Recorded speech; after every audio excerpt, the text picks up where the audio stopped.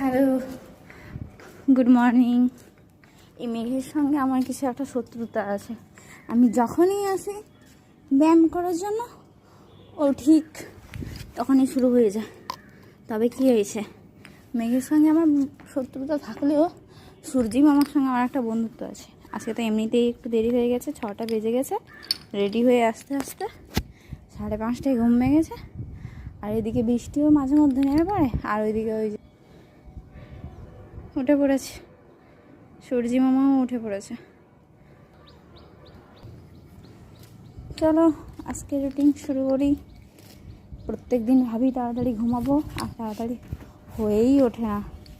করতে হবে, এটা চেঞ্জ করতে হবে, হচ্ছে না, ভালো লাগছে না। সব কিছু রুটিনে চললে এটাও চলছে না।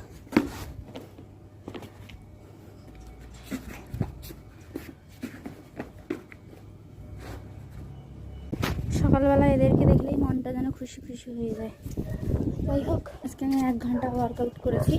যেদিন বলি যে আধা ঘন্টা করবো, দেরি হয়ে গেছে সেদিন 1 ঘন্টা, আর যেদিন বলি যে 1 ঘন্টা করবো সেদিন আধা ঘন্টা হয়ে যায়। সব গোলমাল হয়ে যাচ্ছে।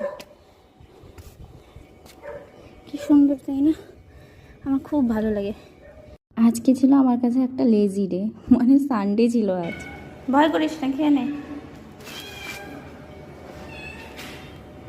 সারাদিন তো আমি খুব ঘুমিয়েছি, তাই সন্ধ্যেবেলা বেরিয়ে পড়েছিলাম একটু ঘুরতে বাজারে। আর সেখানেই আমি গেছিলাম মন্দিরে, মানে আমাদের এখানটায় হরিসভাতে গেছিলাম। সেখানটায় একটু প্রণাম করে এলাম, ঠাকুরের সঙ্গে একটু দেখাও করে এলাম। তোমরা তো জানোই আমি ঠাকুর ভক্ত, ঘন ঘন যাই। তো রাতের ফেস ওয়াশ ব্রাশ করে তারপর ঘুমিয়ে গেছি। Tata, good night.